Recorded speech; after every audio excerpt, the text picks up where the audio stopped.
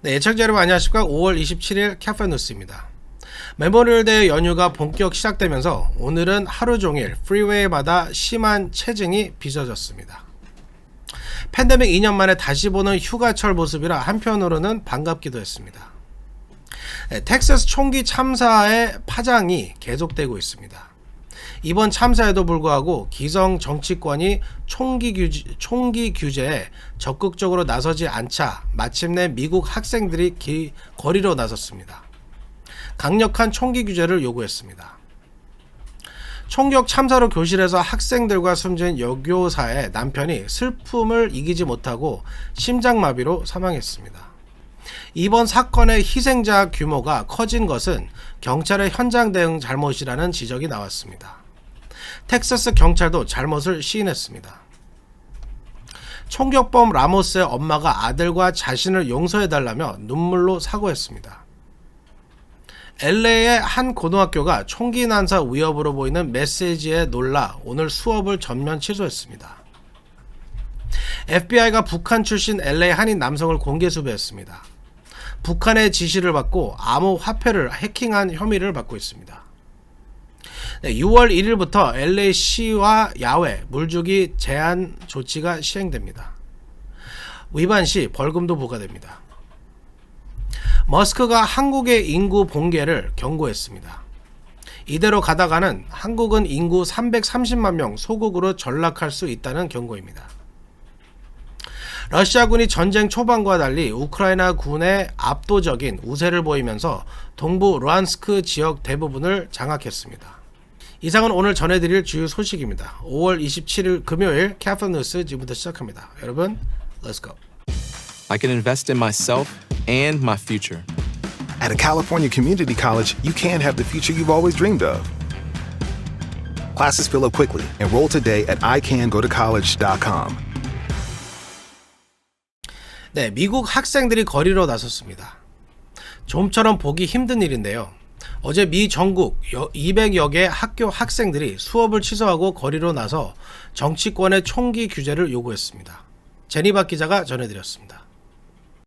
유밸리 초등학교 총기 참사에도 불구하고 미국에서 총기 규제 논의가 여전히 지지무진하자 미국 학생들이 마침내 거리로 나섰습니다.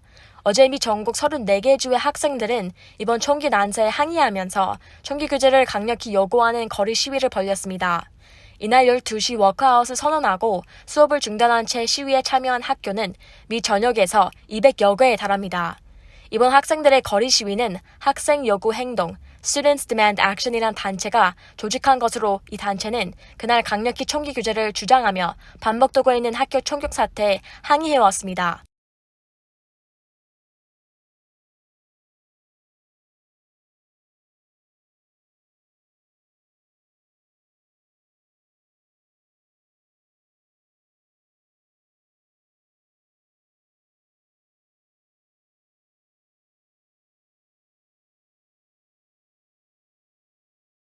Background checks, which 87 to 90% of the country agrees with us on that issue. We want emergency risk protection orders, which allow judges to remove guns for temporary periods of time in order from at-risk individuals. 또 이날 시위에는 엄마들의 단체, 엄마 요구 행동, Moms Demand Action 소속의 여성들이 대거 참여해 총기 규제를 가로막는 NRA에 강력히 항의해왔습니다. 정치인들이 로비단체 NRA에 막혀 총기 규제를 하지 못하자 이제 학생들과 엄마들이 나서 정치인들을 압박하고 있습니다. 한편 뉴욕타임스는 미국에서 K-12 학년 초중고교에서 발생한 무차별 총기 난사 사건은 지난 1970년 이후 50년간 188건이 발생했으며 이로 인해 최소 200여 명이 사망하고 400여 명이 부상을 당했다고 지적했습니다. 카파 뉴스 제니박이었습니다. 네, 총기 참사 당시 교실에서 학생들과 함께 숨진 여고사의 남편이 슬픔을 이기지 못하고 심장마비로 사망했습니다. 참 안타까운 소식입니다. 제프리 기자가 전해드립니다. 텍사스 유밸리 로브 초등학교 총격 참사로 학생들과 함께 숨졌던 여고사의 남편이 아내를 잃은 슬픔을 이기지 못하고 심장마비로 숨졌다는 안타까운 소식이 전해졌습니다. 유벨디 로브 초등학교에서 발생한 총기 난사 사건으로 사망한 교사 2명 중 1명인 이르마 가르시아의 남편 50세의 조 가르시아가 26일 심장마비로 사망했습니다. 아내를 잃은 후 큰 슬픔에 잠긴 조는 이날 오전 이르마의 추모관을 방문해 헌화한 뒤 집에 돌아왔다 급성 심장마비로 쓰러졌습니다. 이르마의 조카인 존 마르티네즈는 고모부가 거의 그냥 넘어졌다고 말했습니다. 마르티네즈는 트위터에 고모부 조 가르시아가 매우 가슴 아프게 세상을 떠났다며 슬픔을 말로 표현할 수 없다고 전했습니다. 이어 우리 가족을 위해 기도해달라며 신이시여 우리에게 자비를 베푸소서라고 말했습니다. 가르시아 부부는 고등학교 시절 만나 24년 동안 결혼 생활을 했고 4명의 자녀를 뒀습니다. 23년간 교사로 일한 이르마는 마지막 숨을 거둘 때까지 팔로 아이들을 안아 보호한 것으로 알려졌습니다. 이르마의 사촌 데브라 오스틴이 가르시아 가족을 위해 모금 사이트 고펀드미에 개설한 모금 페이지에는 26,300명이 참여해 약 167만 1,400달러가 모금됐습니다. 지금까지 카플란 뉴스 제플리였습니다.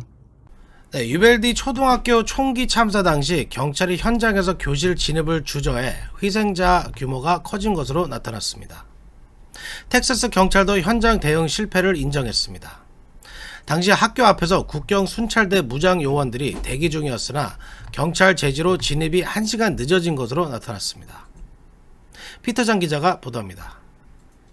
텍사스 총격 참사 희생자가 크게 늘어난 것은 총격범 라모스의 총격 당시 경찰이 대응이 잘못했기 때문이라는 주장이 나왔습니다. 당국의 경찰이 대응 실패를 인정했습니다. 텍사스주 공공안전부는 오늘 21명이 희생된 유벨디 초등학교 총격 사건 당시 경찰이 잘못된 결정을 내렸다며 총격 대응 실패를 인정했습니다. 스티브 매크로 공안부 국장은 오늘 기자회견에서 당시 경찰 주의관이 총기 난사가 아닌 인질극 대치 상황으로 전환된 것으로 현장 상황을 잘못 판단했다며 물론 뒤늦게 깨달은 것이지만 그것은 옳지 않았고 잘못된 결정이었다고 말했습니다. 이어 경찰 주의관은 총격범 살바도르 라모스가 교실에서 바리게이트를 친 채 인질을 잡고 있는 상황으로 평가했다며 주의관은 아이들에게 더는 위협이 없고 대응할 시간이 있다고 확신했다고 전했습니다. 그러면서 최대한 빨리 경찰이 교실에 진입했어야 했다며 경찰이 대응 실패에 대해 사과했습니다. 매크로 국장은 라모스가 교실에 들어간 직후 총성이 울렸지만 경찰 19명은 교실 복도 바깥에서 48분을 기다렸고 총격이 선발적으로 일어났다며 그 시간 동안 얼마나 많은 아이가 숨졌는지는 확인하지 못했다고 밝혔습니다.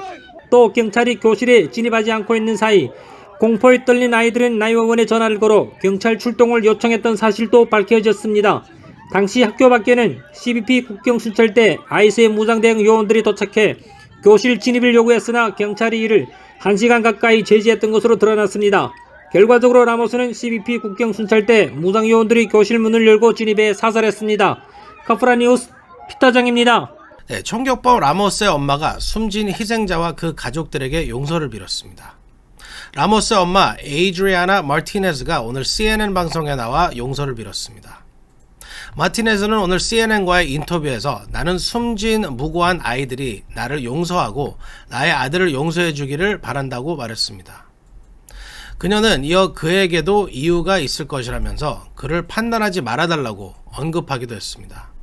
라모스의 아빠도 인터뷰에 응했습니다.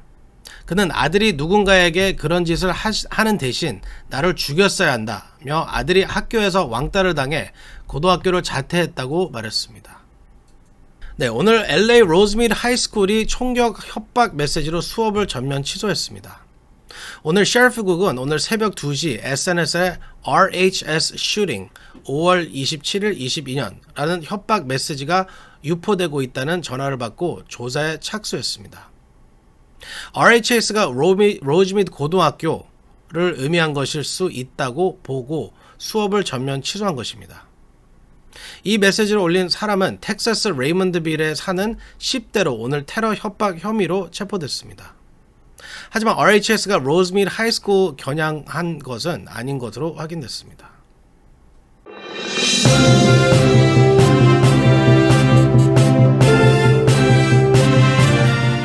네, 연방수사국 FBI가 북한 출신 LA 한인 남성 김일 씨를 공개 수배했습니다.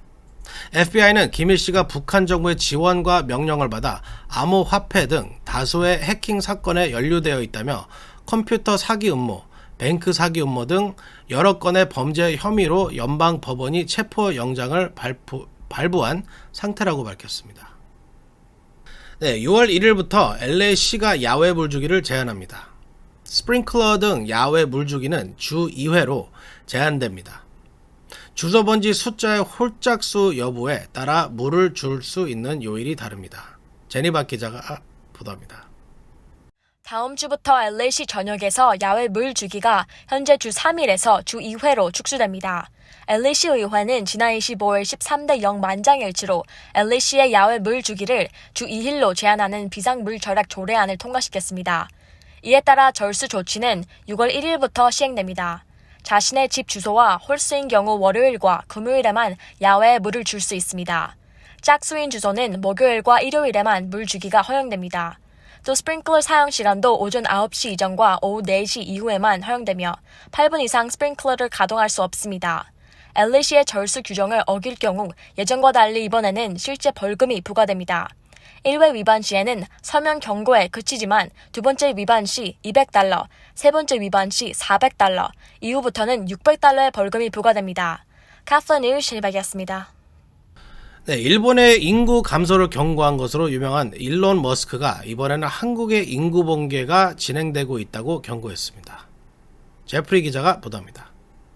일론 머스크가 한국의 인구 감소에 대해 우려를 표명했습니다. 머스크는 지난 25일 트윗을 통해 한국과 홍콩은 가장 빠른 인구 감소를 경험하고 있다며 세계은행 통계를 인용 대체 출산율이 2.1명이라고 지적했습니다.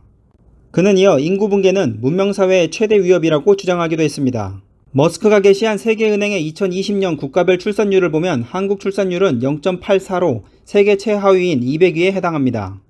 홍콩은 0.87명으로 순위에서 한국에 앞섰고 일본은 1.34명으로 186위였습니다. 한국의 합계 출산율은 2020년부터 2025년까지 0.77명으로 OECD 회원국 중 가장 적습니다.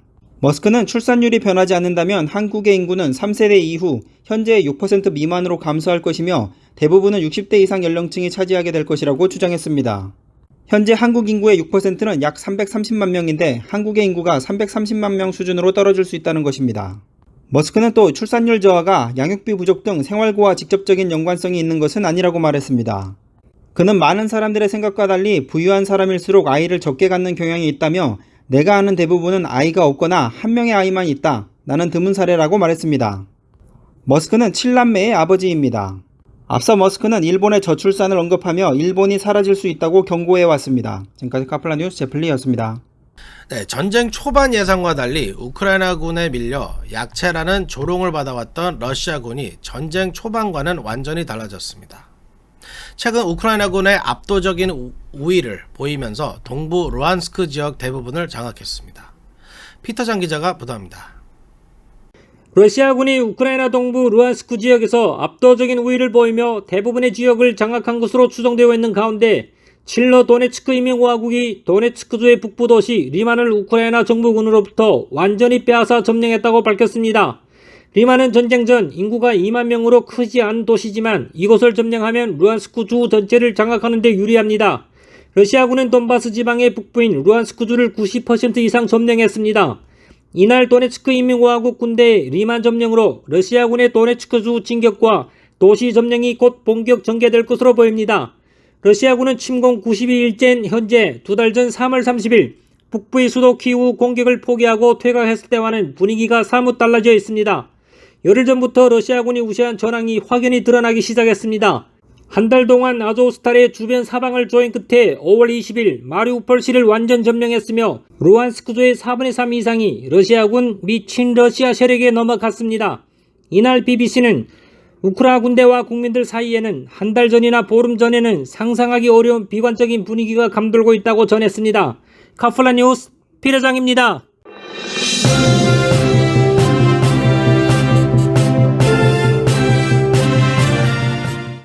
네, 여러분 오늘 준비한 소식은 여기까지입니다. 즐겁고 안전한 메모리얼데이 연휴 보내시기 바랍니다. 카플라 뉴스는 다음 주 화요일 날 다시 찾아뵙겠습니다. 감사합니다.